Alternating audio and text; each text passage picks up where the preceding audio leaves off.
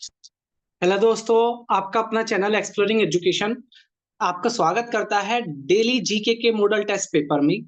तो जिसमें हमारे 25 क्वेश्चन होते हैं और एक क्वेश्चन से जुड़े हुए हम तीन चार फैक्ट देखते हैं।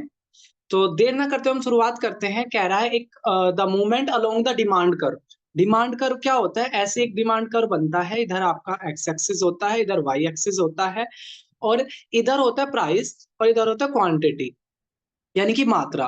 तो लॉ ऑफ डिमांड, मांग का नियम, ये कहता है कि जैसे जैसे वस्तु का प्राइस गिरेगा, तो सामान्य वस्तु की स्थिति में जैसे जैसे वस्तु का प्राइस गिरेगा ऐसे ऐसे उसकी डिमांड बढ़ती चली जाएगी। इसलिए जो डिमांड कर्व होता है वो डाउनवर्ड स्लोप वाला होता है, नीचे की तरफ ये बढ़ता रहता है। ठीक है।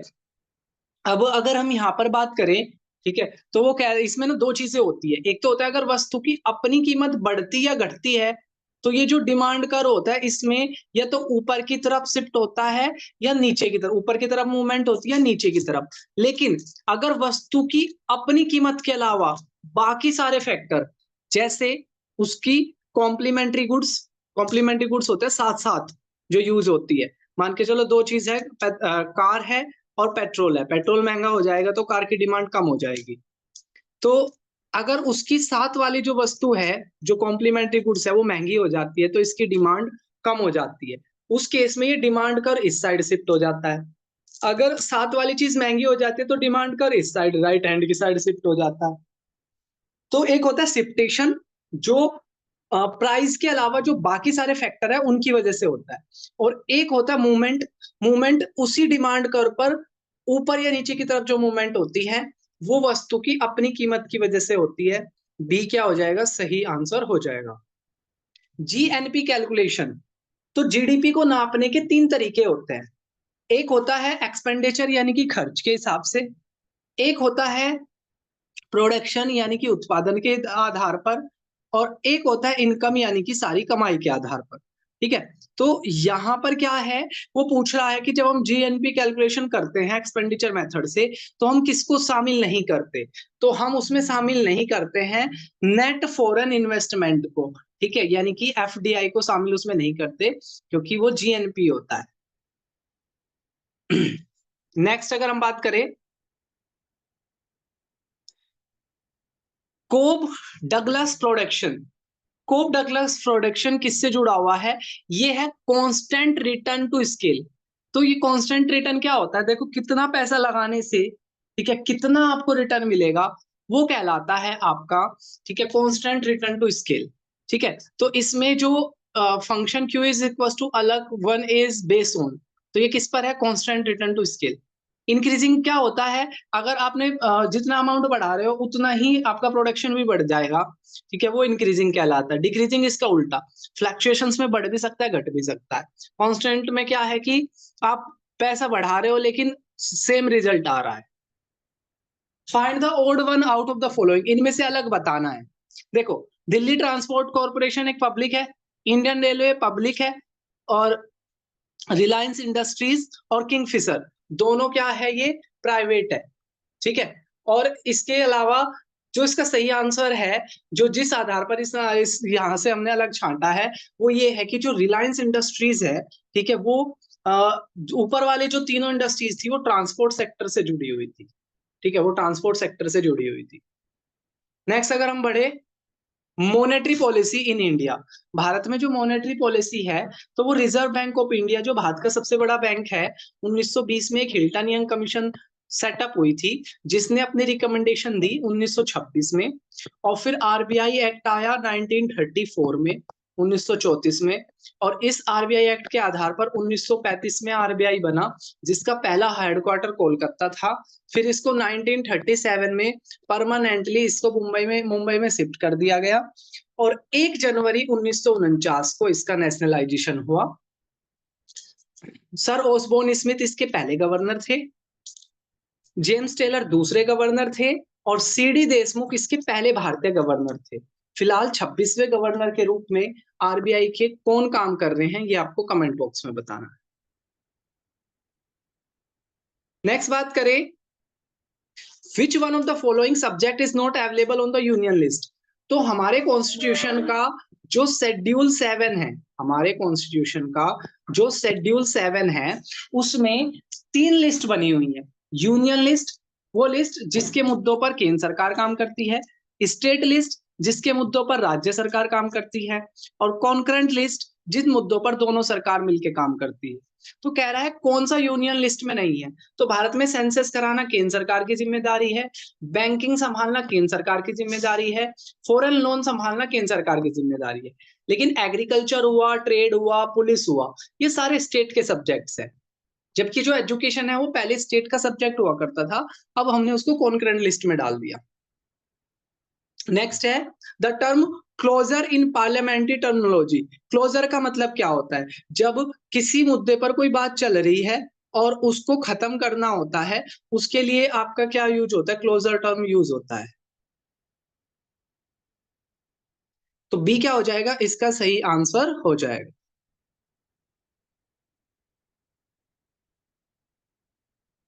नेक्स्ट क्वेश्चन की तरफ बढ़ते हैं।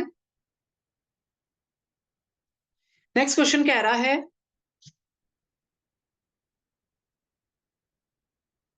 विच of the following is not correctly match. इनमें से कौन सा करेक्टली मैच नहीं है? देखो आर्टिकल 14 फंडामेंटल राइट, पहले fundamental right equality before law की बात करता है। आर्टिकल 16 इक्वल अपॉर्चुनिटी की बात करता है। आर्टिकल 18 मिलिट्री के अंदर जो टाइटल्स मिलते हैं उनकी बात करता है। और एबोलिशन ऑफ टाइटल्स भी 18 में ही लिखा हुआ है। और आर्टिकल 17 में लिखा है एबोलिशन ऑफ अनटचेबिलिटी, छुआछूत का अंत। ठीक है, छुआछूत का अंत ये लिखा हुआ है किसमें? आर्टिकल 17 में। फंडामेंटल राइट की बात करें, हमारे कॉन्स्टिट्यूशन के पार्ट 3 में आर्टिकल 12 से लेकर 35 तक फंडामेंटल राइट का मेंशन है। ये हमने यूएस के कॉन्स्टिट्यूशन से लिए हैं। पहले 7 तरह के फंडामेंटल राइट अलाउड थे, अब 6 तरह के हैं। जो राइट टू प्रॉपर्टी है उसको हमने यहां से उठाकर आर्टिकल 300 ए में लेके चले गए और उसको हमने बना दिया लीगल राइट। ठीक है, उसको हमने बना दिया लीगल राइट। नेक्स्ट है Which one of the following president held office for the 2 consecutive terms? इनमें से कौन से ऐसे राष्ट्रपति थे जिन्होंने बैक टू बैक 2 टर्म तक भारत के राष्ट्रपति रहे? तो जो डॉक्टर राजेंद्र प्रसाद थे वो बैक टू बैक 2 बार राष्ट्रपति रहे शुरुआत में। ठीक है, इसके अलावा जाकिर हुसैन ऐसे राष्ट्रपति जिनकी डेथ उनके ऑफिस में हो गई थी। और एस राधाकृष्ण भारत के पहले उपराष्ट्रपति और दूसरे राष्ट्रपति थे जिनके बर्थडे पर ही हम टीचर डे मनाते हैं। विच amendment act reduce the voting right? कौन से कॉन्स्टिट्यूशन अमेंडमेंट एक्ट ने वोटिंग की एज को 21 से 18 कर दिया? देखो 42वें संविधान संशोधन जो 1976 में हुआ था, इसको तो मिनी कॉन्स्टिट्यूशन कहते हैं। इसने फंडामेंटल ड्यूटीज इसमें शामिल हो गई थी, राष्ट्रपति की पावर को कम कर दिया गया था। इसके अलावा आर्टिकल 52, आर्टिकल कॉन्स्टिट्यूशन अमेंडमेंट 52 1985 में हुआ था, जिसने दल बदल को इलीगल घोषित कर दिया था। आप जिस पार्टी के टिकट पे चुनाव लड़े हो उसके प्रति लॉयल रहोगे, अगर आप दूसरे पार्टी के उसमें चेंज करते हो तो आपकी सदस्यता रद्द हो जाएगी। 42वां संविधान संशोधन ने जो राइट टू प्रॉपर्टी है, राइट टू प्रॉपर्टी, उसको फंडामेंटल राइट से हटाकर उसको एक लीगल राइट बना दिया था। 61st जो 61वां जो संविधान संशोधन है, ठीक है, 61वां संविधान संशोधन किससे जुड़ा है आपको कमेंट बॉक्स में बताना है। महावीर, महावीर क्या थे? तो जैन धर्म के अंदर तीर्थंकर होते थे। ठीक है, पहले तीर्थंकर ऋषभ देव थे और 24वें तीर्थंकर थे वर्धमान महावीर। 24वें तीर्थंकर थे Varthaman Mahavir. Which one of the following women scholars challenged the invincible याजनेका in debate? तो एक गार्गी नाम की जो महिला थी जिसने क्या किया था, इस डिबेट में चैलेंज किया था। Which one of the following event made the crown of England to take over the Indian administration? Bharat में एक 1857 की क्रांति हुई थी। भारत में 1857 की क्रांति हुई थी। ठीक है, इस क्रांति ने क्या कर दिया था, ब्रिटिशर ने बोल दिया कि भाई ईस्ट इंडिया कंपनी के हाथों से शासन ले लेते हैं और अब भारत में ब्रिटिश की जो सत्ता है, ठीक है, वहां से ही डायरेक्ट शासन होगा। ये हुआ था गवर्नमेंट ऑफ इंडिया एक्ट 1858 के द्वारा। बात करें यहाँ पर बैटल ऑफ प्लासी 23 जून 1757 को हुई थी, जिसमें रॉबर्ट क्लाइव और सिराजुद्दौला के बीच में हुई थी और बंगाल कब्जे में आ गया था ब्रिटिशर के। बैटल ऑफ बक्सर 1764 में हुई थी और जब 1757 में प्लासी के युद्ध में ब्रिटिशर जीत गए थे तो उन्होंने डायरेक्ट गद्दी पर वो नहीं बैठे थे। उन्होंने क्या किया था, अपने हिमायती मीर जाफर को वहां पर गद्दी पर बैठा दिया था। ठीक है, तो इसमें क्या हुआ, बैटल ऑफ बक्सर के द्वारा वो जो सत्ता थी, ठीक है, वो जो मीर जाफर और जो मीर कासिम बैठाए गए थे दोबारा, उनको हटा दिया था इस युद्ध ने। और तीन राजा, एक मुगल बादशाह थे और एक शाहजूदौला थे और एक शाह आलम और एक मीर कासिम, ये तीनों लोग मिलकर लड़े थे ब्रिटिशर्स से। और इसी युद्ध ने, कई बार क्वेश्चन आता है कि कौन सा वो युद्ध था जिसने ब्रिटिश सरकार की परमानेंट नींव भारत में डाल दी थी, तो बैटल ऑफ बक्सर ही था जो 1764 में हुआ था। अगला कह रहा है दिलवारा मंदिर किसने बनवाया था माउंट आबू राजस्थान के अंदर, तो तेजपाल ने बनवाया था। चौथा क्या हो जाएगा, इसका सही आंसर हो जाएगा GIS स्टैंड फॉर, तो जियोग्राफिकल इंफॉर्मेशन सिस्टम। GIS का मतलब होता है जियोग्राफिकल इंफॉर्मेशन सिस्टम।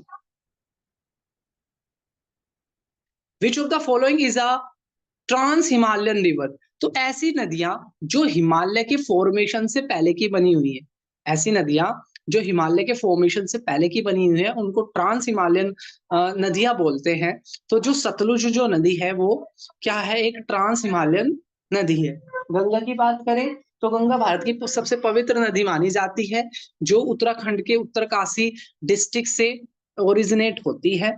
25-25 इसकी लेंथ है, भारत की ये सबसे लंबी नदी है। सबसे ज्यादा इसका जो फ्लो करती है ये उत्तर प्रदेश में करती है। देहरादून के बाद से ये मैदानी इलाकों में आ जाती है। हरिद्वार के बाद से ये मैदानी इलाकों में आ जाती है। बात करें यमुना की, तो बंदर पंच नाम की एक जगह है, यमुनोत्री, वहां से ये यमुना निकलती है, गंगा की सबसे बड़ी नदी है, इलाहाबाद में आकर मिलती है। दिल्ली यमुना नदी के किनारों पर ही बसा हुआ है। इसके अलावा बात करें रावी नदी की, तो रावी, व्यास और सतलुज, ये तीन नदी है जिन नदियों का पानी सिंधु जल समझौते के तहत भारत के हिस्से आया था। नेक्स्ट क्वेश्चन की बात करें, क्वेश्चन नंबर 17, कौन सी नदी पर नागार्जुन सागर प्रोजेक्ट है, तो नागार्जुन सागर जो प्रोजेक्ट है वो कृष्णा नदी पर है, कृष्णा नदी पर है। नेक्स्ट है question number 18, Suez canal. Suez canal 1869 में खोली गई थी। उससे पहले क्या होता था, अगर यूरोपियन भारत आना चाहते हैं तो उनको ऐसे अफ्रीका से घूम के तब भारत आना होता था। ठीक है, ऐसे अफ्रीका से घूम के, यहां से घूम के तब आना होता था। स्वेज कैनाल ने क्या करा, रेड सी को मेडिटेरियन सी से, लाल सागर को भूमध्य सागर से जोड़ दिया। ठीक है, और ये जो रास्ता था ये क्या हो गया, काफी छोटा हो गया। नेक्स्ट है drug which helps to reduce anxiety and bring about the calmness, इनमें से कौन सा ऐसा ड्रग्स है जिसको लेने से आपकी परेशानी कम होती है और आप शांत हो जाते हो, तो ट्रैंक्विलाइजर, ट्रैंक्विलाइजर ये है, ये क्या हो जाएगा, सही आंसर हो जाएगा। नेक्स्ट है question number 20, Aqeel is absent in, तो अकील किस में नहीं होता, डक में नहीं होता। Broad spectrum antibiotics produce by, तो भाई एंटीबायोटिक, देखो जो बैक्टीरिया होता है वो ना अपने ऊपर ना एक लेयर बना लेता है। तो जब आप किसी बीमारी से ग्रसित होते हो और वो बैक्टीरियल अगर बीमारी है, तो आप अगर दवाई भी लेते हो तो बैक्टीरिया के ऊपर जो लेयर बनी हुई है, ठीक है, वो उसको वहां तक नहीं जाने देती, वहां तक नहीं जाने देती क्योंकि उसके ऊपर एक लेयर है, तो दवाई का कुछ असर नहीं होता। ठीक है, तो बेसिकली क्या है, पेनिसिलिन। ठीक है, पेनिसिलिन जो है वो सबसे पहली क्या थी, आपकी एंटी एंटीबायोटिक बनी थी। The pigment that protect plant from harmful effect of ultraviolet rays, plant के अंदर एक इफेक्ट, एक वो होता है जो क्या करता है, सन की जो प्रावेंगनी किरणें होती है उनके नुकसान से उनको बचाता है। तो सी क्या हो जाएगा, सही आंसर हो जाएगा। इसके अलावा बात करें जो क्लोरोफिल है, क्लोरोफिल पौधे के पत्तियों में जो हरा रंग होता है, जो जिसकी हेल्प से वो सनलाइट को ट्रैप कर लेते हैं।